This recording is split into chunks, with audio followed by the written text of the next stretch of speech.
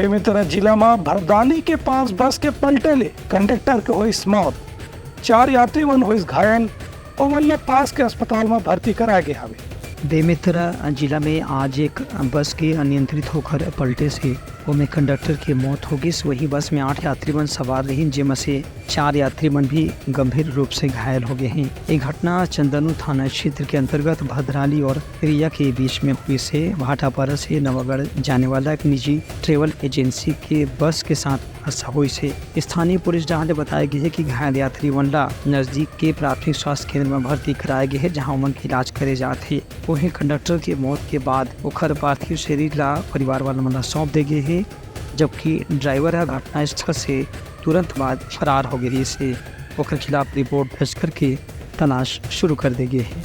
Bureau report उत्तलंघा news.